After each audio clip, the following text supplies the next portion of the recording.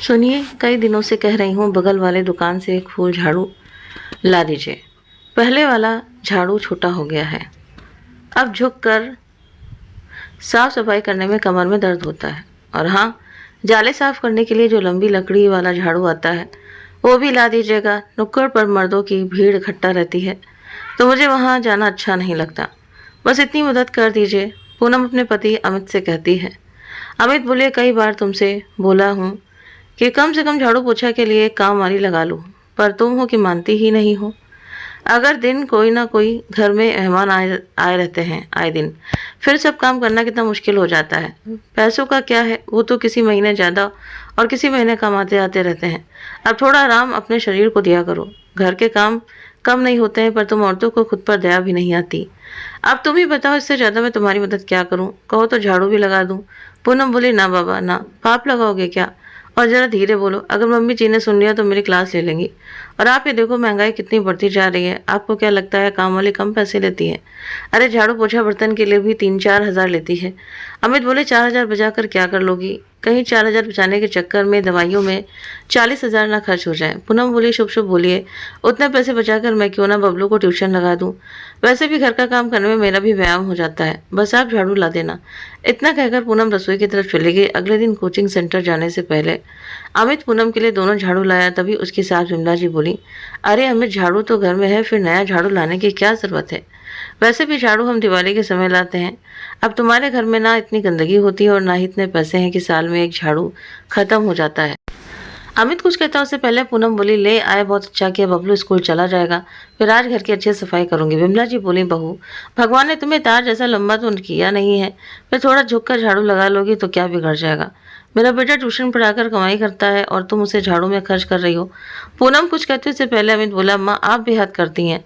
आप तो ऐसे कह रही हैं जैसे झाड़ू नहीं, उसने मुझसे हार मंगवाया है। चलो पूनम, मुझे नाश्ता दे दो वरना मैं लेट हो जाऊंगा। इतना कहकर उसने बात को वहीं खत्म कर दिया।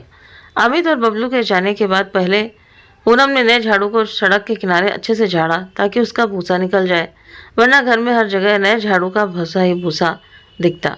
फिर अच्छे से पूनम ने साफ सफाई की, फिर झाड़ू को घर के एक कोने में रख दिया। सारा काम हो गया तो पूनम पंखे के नीचे बैठकर अपने आंचल से पसीना पोंछ ही रही थी। तभी विमला जी आई और बोली, बहू अब ये झाड़ू कम से कम दिवाली तक चलाना, दिवाली से पहले नया झाड़ू नहीं खरीदना।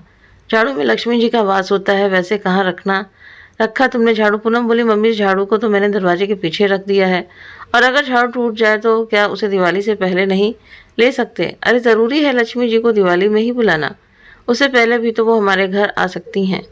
इतना कहकर वो मुस्कुराकर अपने कमरे में नहाने चली गई। समय के साथ साथ बिमला जी और पूनम की नोकझोंक और टोका टाकी चलती रही। अमित अच्छे मेधावी छात्र थे, परंतु सरकारी नौकरी न मिलने के कारण उसने एक कोचिंग सेंटर में ट्यूशन पढ़ाने का काम किया। अब उसी से घर का बार चलता था। पूनम कुछ करती नहीं, परंतु अपने तरीके से वो पति की पूरी मदद करने की कोशिश करती थी। समय बीता, एक रोज विमला जी ने कहा, बेटा अमित, इस बार गर्मी बहुत पड़ रही है तो मैं सोच रही हूँ बेटी को यहाँ बुला लेती हूँ। अमित बोले, पर माँ, वो तो हर साल भाई दूज पर आती है और गर्मी तो इस साल हर जगह पर रही है, यहाँ कौन सी बर्फ गिर रही है? विमला जी बोली, अपनी पत्नी के लिए अगर कुछ करना रहे तब तो तुम्हारा मुंह नहीं बनता। बहन को 1 महीने के लिए बुला क्या रही हूँ, तुम्हारे पसीने छूटने लगे। अमित बोला, माँ आप जानती हैं हमारे घर में कोई काम वाली नहीं लगी हुई है और गर्मी इतनी प्रचंड पड़ रही है कि घर का काम करना पूनम के लिए भारी पड़ रहा है। ऊपर से आप मेहमानों को बुलाना चाहती हैं, 2 ही कमरे में एसी लगा है। अब आप बताइए सब इंतज़ाम कैसे होगा? तभी पूनम आई और धीरे से बोली, जब मम्मी जी को मन है तो बुलाने दीजिए, हम सब मिलजुल कर काम कर लेंगे। और जहाँ तक गर्मी की बात है, ये तो कम नहीं होने वाली। आप अपना दिमाग ठंडा रखिए और जाइए काम पर। इतना कहकर पूनम ने अमित को विदा किया। अमित के जाते ही विमला जी बोली, अमित के सामने तो बहुत जोर देकर तुम बोली थी कि सब मिलजुल कर काम कर लेंगे, अब क्या अपनी ननद से झाड़ू पोछा करवाओगी? बेटी घर की मेहमान भगवान समान होती है, पता है कि नहीं? पूनम मुस्कुरा कर बोली, मम्मी जी घर का काम मैं अपनी मर्जी से करती हूँ और बेटी भगवान समान होती है और झाड़ू में लक्ष्मी का वास होता है, तो एक बहू का स्थान कहाँ होता है? घर के कोने में। और आप ही तो कहती हैं ये घर रमा जी का है, भी है तो अपने घर में छोटे मोटे काम करने में कैसी शर्म? क्या ननद बस नेक लेने के लिए होती हैं? भाभी की कुछ मदद कर देंगी तो औहदा कम नहीं हो जाएगा, बल्कि प्यार और सम्मान दोनों बढ़ जाएगा। पर आप चिंता मत कीजिए, मैं अपनी ननद को कोई कष्ट नहीं होने दूंगी। इतना कहकर वो दूसरे काम करने चली गईं। लगभग 2 हफ्ते बाद 17 मई को आखिरकार विमला जी ने अपनी बेटी को बुलवा ही लिया। आते ही रमा बोली, हाय हाय मम्मी, आपने तो कहा था यहाँ अच्छा लगेगा, कितनी गर्मी है। आप लोगों ने हॉल में एसी क्यों नहीं लगवाया? और मैं यहाँ नहीं बैठूंगी, मैं तो कमरे में बैठूंगी। भाभी शरबत पानी जो कुछ भी है वहीं ले आओ। इतना कहते हुए वो माँ का हाथ पकड़कर कमरे में चली गई। 2-3 दिन तक रमा कमरे से ही बैठी बैठी अपनी फरमाइश करती। पर सुबह के 8 से 10 बजे तक वो कमरे से बाहर नाश्ता करने के लिए निकलती। जैसे ही धूप तेज होती तो अपने कमरे में चली जाती। 2 दिन बाद रमा के बेटे का जन्मदिन था। पूनम ने सोचा घर के लोग रहेंगे तो कुछ अच्छा बनाती हूँ। पर यह क्या, रमा और विमला जी ने अपने आसपास के रिश्तेदारों को न्योता दे दिया। ये देखकर अमित बहुत नाराज हुआ। माँ बहन के सामने बोला, तुम लोग देख रही हो गर्मी कितनी पड़ रही है।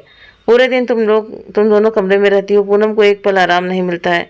यहाँ तक कि रात में भी तुम सब बच्चों को हमारे कमरे में भेज देती हो। मुझे और पूनम को नीचे गद्दे बिछाकर सोना पड़ता है। माँ, आप क्या बच्चों को अपने कमरे में नहीं सुला सकती? बच्चों के लिए नीचे गद्दा बिछा दीजिए, क्या दिक्कत है? हमारे कमरे में बबलू भी रहता है। रमा बोली, भैया मैं अपने बेटे का जन्मदिन मना रही हूँ तो आपको दिक्कत क्या है? चिंता मत कीजिए, आपका खर्च नहीं होगा और ये घर मेरा भी है, ये मत भूलिए। अमित हंसकर बोला, आजकल की बेटियां अधिकार लेने के लिए लाइन में सबसे पहले खड़ी हो जाती हैं, पर जिम्मेदारियों के समय दूर दूर तक नजर नहीं आती हैं। ठीक है, जब घर तुम्हारा है और तुम्हारे बेटे का जन्मदिन है तो व्यवस्था भी तुम ही करो। हम लोग एक कोने में रहेंगे। फिर तो ठीक है। अपने कमरे में चला गया। उसके पीछे पीछे गई पूनम। अमित को समझाया, कुछ रोज की बात है, क्यों रिश्ते खराब करते हैं, मैं कर लूंगी। अमित बोला, कर लूंगी क्या और कितना कर लूंगी? मुझे अपनी बहन पर नहीं अपनी माँ पर गुस्सा आ रहा है। अपनी बेटी का पसीना दिख रहा है पर बहू पसीने से लथपथ है वो नहीं दिख रहा है। करो जो करना है, बाद में जब कमर का दर्द बढ़ेगा तो मेरे पास सोने मत आना। इतना कहे घर से बाहर चला गया। सभी रिश्तेदार हैं। पूनम ने रोटी चावल सलाद और चटनी सब घर में बनाया और सब्जी बाहर से मंगवा ली। एक बार नहीं आई कि आप पैसे खर्च मत कीजिए, मैं मंगवा लेती हूँ। आखिर पूनम अकेली क्या कुछ करती। जब केक काटने की बारी आई, सब वहाँ थे। किसी ने पूनम को एक बार नहीं कहा कि आप भी आ जाओ। सब फोटो खिंचवा रहे थे, पूनम भी सबके साथ थी। कैमरामैन बोला, एक साथ इतने लोग नहीं आ पाएंगे। बिमला जी झट से बोली, बहू पहले हमें फ़ोटो खिंचवाने दो, तुम बाद में खिंचवा लेना। पूनम बेचारी कोने में जाकर खड़ी हो गई, जैसे झाड़ू की सही जगह घर के कोने में होती है। पूनम की आंखों की नमी और कोई नहीं देख पाया, लेकिन अमित ने महसूस कर लिया। अमित ने उसका हाथ पकड़ा और बोला, चलो बाहर ठंडी हवा चल रही है, हम घूम कर आते हैं। पूनम बोली, अभी इतने सारे लोग हैं। अमित बोला, किसी को हमारी नहीं पड़ी है, सब अपने में मस्त हैं, चलो चलते हैं। इतना कहकर वो दोनों बाहर टहलने चले गए। पूनम उन बातों को भूल गई। 3 दिन बाद सारे फोटो बनकर आए। रमा पूनम का कटाक्ष करते हुए बोली, भाभी एक भी फोटो में आप मुस्कुरा नहीं रही हैं और ना ही दिख रही हैं, कहाँ चली गई थी? लग रहा है आपको कोई खुशी ही नहीं थी। पूनम चुप थी। अमित वहीं बैठा था। अमित बोला, बड़ी जल्दी तुम्हें अपनी भाभी की याद आ गई। उस रोज तो जब तक खाना बनाना और खिलाना था तुम भाभी को ढूंढ रही थी, उसके बाद तुम्हें अपनी भाभी की एक बार भी चिंता नहीं हुई कि सबके साथ उसे भी पूछ लें। एक बात कहूँ रमा, अगर यही स्वभाव रहा तो वो समय दूर नहीं जब ससुराल में भी तुम एक कोने में पाई जाओगी। बिमला जी बोली, ये कैसी बात कर रहे हो, ऐसा तो कुछ भी नहीं था। अमित बोला, माँ जितना बेटी के लिए सोचती हो कहीं बहू के लिए भी सोच लिया करो। बहू भी तुम्हारे घर की लक्ष्मी है, कोई झाड़ू नहीं कि मतलब निकल जाने के बाद एक कोने में रख दिया।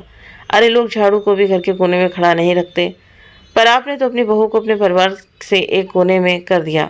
याद रखिएगा, जब जरूरत होगी तो यही काम आएगी। पर मुझे अपनी पत्नी की चिंता है, सबके सुख के लिए अपनी पत्नी का अपमान और बदला दोनों नहीं देख सकता। इतना कहकर वो चला गया। 2 दिन बाद पूनम की तबीयत खराब हो गई। डॉक्टर ने कहा उसके शरीर में पानी की कमी हो गई है तो उसे आराम की ज़रूरत है। अब सारा भार बिमला जी पर आ गया। अगले ही दिन रमा बोली, माँ मुझे यहाँ बहुत दिक्कत हो रही है, मैं अपने घर वापस जा रही हूँ। बिमला जी बोली, रमा तू तो बहुत मतलबी निकली, अब तक बहू इतनी गर्मी में भी सब कुछ करती रही, अब उसे ज़रूरत है तो तुम भाग रही हो। सही कहता है अमित, घर की लक्ष्मी बेटी नहीं बहू होती है और उसकी जगह झाड़ू की भांति घर के कोने में नहीं बल्कि हमारे दिल में होती है। जाओ और अपना घर संभालो। अब तुम बस भाई दूज पर ही आया करो, क्योंकि मेरी बहू अब सबके नखरे नहीं उठा सकती। शाम तक रमा वापस घर चली गई। जैसे तैसे बिमला जी ने सबके लिए कुछ खाने के लिए बनाया। उस रोज़ बिमला जी को एहसास हुआ कि इतनी गर्मी में भी बेचारी पूनम सबके लिए क्या कुछ नहीं करती थी। पर चेहरे पर परेशानी तक नहीं आने देती थी। वो पूनम के पास बैठी और उसके सर पर तेल रखते हुए बोली, बहू मैं तुमसे भी बहुत नाराज हूँ। अरे तुम्हारा भी शरीर है, वो भी थकता है, पर तुम हो कि उसकी बात सुनती ही नहीं हो। मुझे मेरी भूल का एहसास हो गया, हो सके तो मुझे माफ़ कर देना। मेरी जैसी सास बहू को लक्ष्मी बनाकर हम घर तो ले आती हैं, परंतु मन में जगह ना देकर झाड़ू की भांति घर के एक कोने में रखती हैं। तभी तो कहीं ना कहीं हम खुद ही अपने बुढ़ापे के बुरे वक्त को न्योता देते हैं। विमला जी की बातें सुनकर पूनम की आंखें भर आईं और वो विमला जी से लिपट कर फूट फूट कर रोई। विमला जी बोली, बहू अब तुम बहू नहीं बल्कि इस घर की लक्ष्मी और बेटी हो, तो अब अपने आंसू पोंछ लो। अब ये माँ तुम्हें कभी रोने नहीं देगी। अमित ने भी चैन की सांस ली और बोला, चलो अच्छा हुआ रमा के बुरे बर्ताव के कारण कम से कम माँ की आंखें तो खुल गईं। अब उसे लक्ष्मी और झाड़ू के बीच का भेद पता चला। अंत भला तो सब भला। अमित के इतना कहते ही सब हंसने लगे। दोस्तों, झाड़ू को घर के किसी एक कोने में हम खड़ा नहीं रखते। सच है या झूठ, पर लोग कहते हैं इससे मनमुटाव और झगड़े क्लेश होते हैं। जब हम झाड़ू को इतनी इज्जत देते हैं कि उसे सही जगह रखते हैं, तो घर की बहू को कितनी इज्जत मिलनी चाहिए, क्या कभी आपने सोचा है? तो इस बारे में प्लीज़ आप कमेंट करके ज़रूर से ज़रूर बताएं। वीडियो पसंद आए हो तो वीडियो को लाइक करें, शेयर करें और हमारे चैनल को सब्सक्राइब करना ना भूलें। मिलते हैं आप सभी से नेक्स्ट वीडियो में नई कहानी के साथ में। Thank you.